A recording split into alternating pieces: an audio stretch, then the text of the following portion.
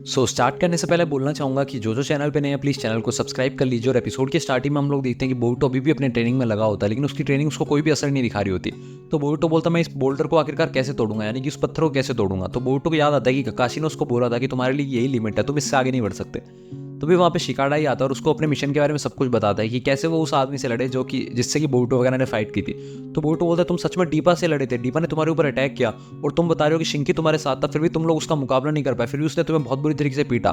तो शिकाडा ही बोलता है कि तुम ये ट्रेनिंग किस लिए कर रहे हो, कहीं तुम डीपा से अकेले फाइट तो नहीं करना चाहते, प्लीज बोरुतो ये सब कुछ मत करना। अगर तुम डीपा से फाइट करने के लिए ट्रेनिंग कर रहे हो तो मुझे तुम्हें रोकना पड़ेगा, मैं तुम्हें डीपा से फाइट करने नहीं दे सकता क्योंकि मैं तुम्हारा दोस्त हूँ। तो बोरुतो शिकाडे से बोलता है शिकाडे तुम चिंता मत करो, मैं डीपा से फाइट करने के लिए सब कुछ नहीं कर रहा। डीपा से जब मैंने फाइट की तब मुझे पता चला कि मुझे ये सब कुछ क्यों करना है, ये सब कुछ मैं अपने लिए करना चाह रहा हूँ। डीपा सिर्फ एक कैटलिस्ट की तरह है जिसने मुझे एहसास दिलाया कि मैं कितना ज़्यादा कमज़ोर हूँ, मैं कितना ज़्यादा इनएक्सपीरियंस हूँ। मुझे एक्सपीरियंस चाहिए, मुझे पावर चाहिए। जब तक मैं डीपा को हरा नहीं देता, जब तक मैं उसको सरपास नहीं कर देता, तब तक मैं चैन से बैठ नहीं सकता, मुझे नींद नहीं आएगी अच्छे से।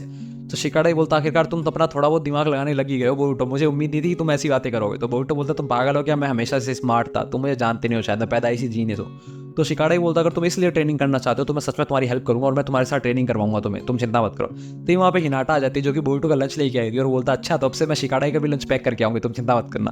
भाई दूसरी तरफ हम लोग इतने शारदा अपने डैड के साथ ट्रेनिंग कर रही होती है और इस बार सासके उसके ऊपर बॉल बेरिंग नहीं बल्कि असली कुनाई नाइफ थ्रो करता है। तो यहाँ पे हम लोग होते हैं शारदा अपने शारिंगन का इस्तेमाल करते हैं, उनको सबको डॉच करके आ जाते हैं, लेकिन फाइनली उसका शारिंगन गायब हो जाता है और एक जो कुनाई नाइफ होता है वो उसको हर्ट कर देता है। तो शारदा बोलती है मैं शायद सबको डॉच नहीं कर पाई। तो सासके उसको बोलता है तुम्हारा जो शारिंगन है वो ज़्यादा देर तक टिक नहीं पाता, तुम्हें अपनी ड्यूरेबिलिटी बढ़ानी पड़ेगी। तो शारदा बोलते हैं डैड आप चिंता मत करो, मैं थोड़े टाइम तक मैं सीख हो जाऊंगी। और वैसे आपका जो शारिंगन है उसके बारे में मैंने सुना था, लाइब्रेरी में पढ़ा था कि आपके शारिंगन को मांगेक्यू शारिंगन बोलते हैं। और मैंने ये भी सुना है कि सिर्फ बहुत कम लोगों ने मांगेक्यू शारिंगन को अवेकन किया है। आपको क्या लगता है डैड, अगर मैं प्रैक्टिस करती रहूंगी तो क्या मैं भी मांगेक्यू शारिंगन अवेकन कर लूंगी, क्योंकि आखिरकार हूं तो मैं आपकी बेटी ना।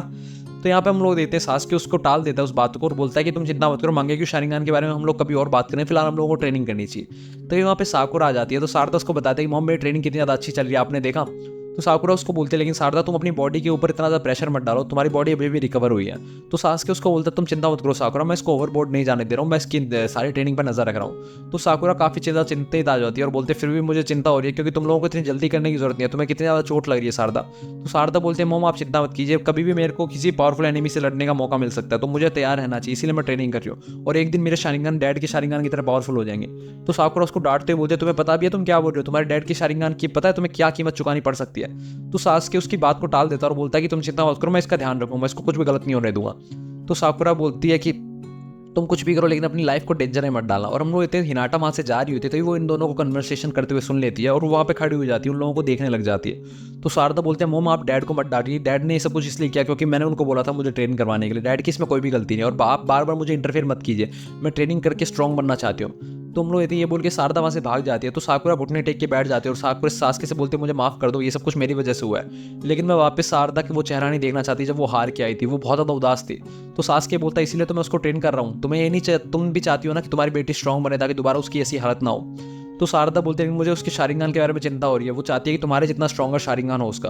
तो सासके बोलता है कि तुम उसके मांगेक्यू शारिंगन के बारे में चिंता कर रही हो कि वो मांगेक्यू शारिंगन अवेकन कर लेगी।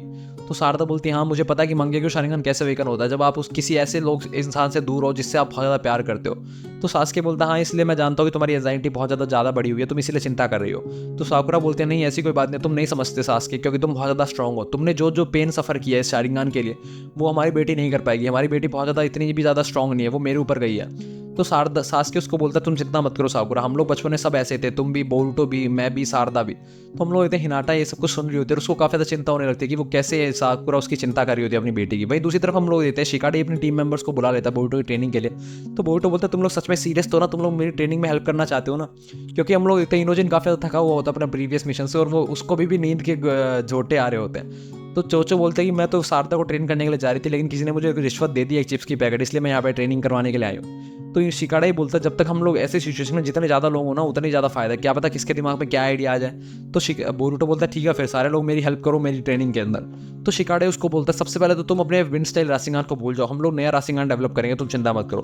फिर वो चोचो को बोलते देखते हुए बोलता है और बोरुतो को बोलता है कि हम लोगों को तुम्हारे राशिंगान को सिर्फ एक सेंटर पॉइंट पर फोकस करना होगा जिससे कि सिर्फ एक पॉइंट पर ज़्यादा डैमेज दे सके तुम्हारा राशिंगान। तो बोरुतो बोलता है कि हम लोग करेंगे कैसे, शिकाडे जल्दी बताओ। तो शिकाडे बोलता है अभी तक मैंने वो सोचा नहीं। तो बोरुतो बोलता है ये तो सबसे ज़्यादा इंपॉर्टेंट पार्ट था। तो उसके बाद हम लोग देखते हैं वो एक के पीछे बहुत सारे टारगेट्स लगाते हैं और बोरुतो को शिकाडा ही बोलता है अब तुम एक काम करो, सिर्फ सेंटर पॉइंट पे अपने एक राशिंगन को फोकस करो, उसको थ्रो करो। हम लोग देखते हैं कितने टारगेट को तुम्हारा राशिंगन पार कर पाता है। तो हम लोग देखते हैं बोरुतो का जो राशिंगन होता है वो बहुत सारे टारगेट्स को पार कर देता है, लेकिन लास्ट के कुछ टारगेट्स को छोड़ देता है। तो शिकाडा ही बोलता है बोरुतो तुम इसके अंदर इन्फ्यूज करना शुरू करो अपना बहुत ज़्यादा चक्रा, जिससे कि ये और ज़्यादा टारगेट्स को हिट कर सके। और हम लोग देखते हैं उनको ट्रेनिंग करते करते रात हो जाती है लगभग। उसके बाद हम लोग देखते हैं इनोजिन को भी उसके घर की याद हो रही होती है, क्योंकि वो बोलता है मेरी मॉम मुझे डांटेगी, और इनोजिन वहाँ से चला जाता है। और चोचो बोलते हैं मुझे भी काफ़ी ज़्यादा भूख लग रही है, मुझे घर जाना, और वो भी चली जाती है। तो शिकाडा ही बोलते हैं तुम लोग कल दोबारा आना वापस प्लीज़, ताकि हम लोग बोरुतो की ट्रेनिंग करवा सकें। फिर शिकाडा और बोरुतो रात को वहीं रुकते हैं। तो शिकाडा ही बोलता है तुम इतने दिनों से घर पे ही नहीं गए, तुम रात को यहीं रुकते हो। तो बोरुतो बोलता है हाँ मैं घर पे इसलिए नहीं गया क्योंकि मैं अपनी मोमेंटम खराब नहीं करना चाहता। अगर मैं एक बार घर चला जाऊंगा तो मेरी ट्रेनिंग की मोमेंटम खराब हो जाएगी। और मेरी मॉम भी इतनी ज़्यादा सपोर्टिव है, मुझे रोज लंच और डिनर ला के देती है।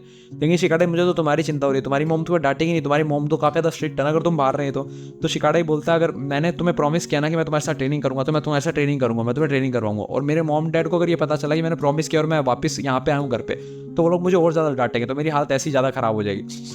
तो बोरुतो बोलते लेकिन फिर भी मुझे समझ में नहीं आ रहा कि मैं अपनी ट्रेनिंग का कैसे कोई लाभ उठा सकता हूँ। मेरी ट्रेनिंग मुझे कोई असर ही नहीं दिखा रही, मुझे लगता है मुझे फिर से अपने ओरिजिनल प्लान पे जाना होगा, यानी कि जाइंट राशिंगन पे जाना होगा। तो शिकाडा ही बोलते तुम्हें ककाशी सेंसे ने बोला था ना कि तुम जाइंट राशिंगन नहीं बना सकते क्योंकि वो तुम्हारे लिए इम्पॉसिबल है। तो बोरुतो बोलता लेकिन मैं ऐसा राशिंगन कैसे बनाऊं जो मेरे एनिमी को एक ही झटके में हरा दे।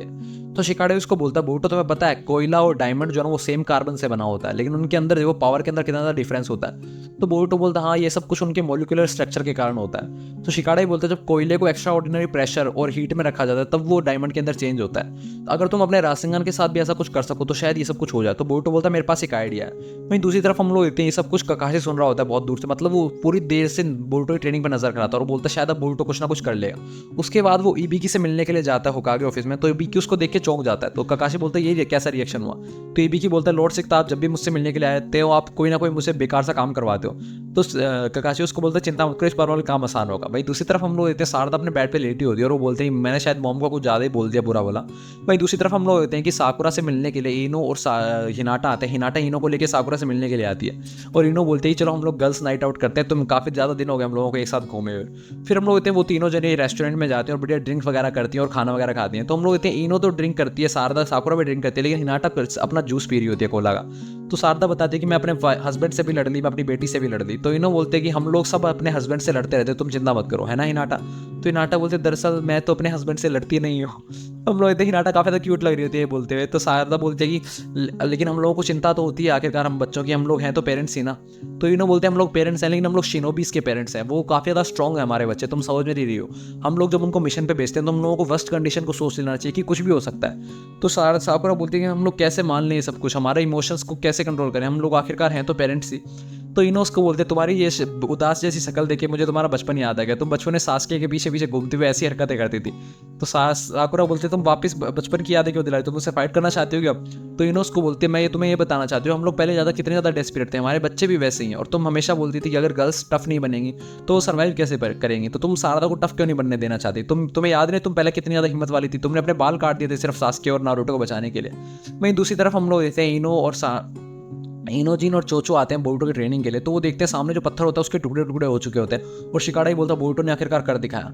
वही दूसरी तरफ हम लोग देखते हैं ककाशी सोया हुआ होता है सेंजू पार्क में, तभी बोरुतो उससे मिलने के लिए जाता है और बोलता है ककाशी सन से आपने बोला था ना कि मेरी लिमिट को पास करने से अच्छा तो मैं माउंटेन्स को हिला दूँ, तो मान लीजिए मैंने माउंटेन्स को हिला दिया, मैंने अपनी लिमिट को पास कर दिया है। तो ककाशी बोलता अगर हमें तुम्हारी ट्रेनिंग को टेस्ट ही करना है तो कोई ना किसी इफेक्टिव तरीके पर करें। और हम लोग वो उसको पुलिस फोर्स में ले जाता है, लीफ पुलिस फोर्स के हेडक्वार्टर पर ले जाता है और वहाँ पे उसको एक टेस्टिंग रूम में ले जाकर खड़ा कर देता है। तो बोरुतो बोलता हम यहाँ पे क्यों आए, तो ककाशी बोलता तुम चिंता मत करो थोड़ी देर में वो यहाँ पे आता होगा।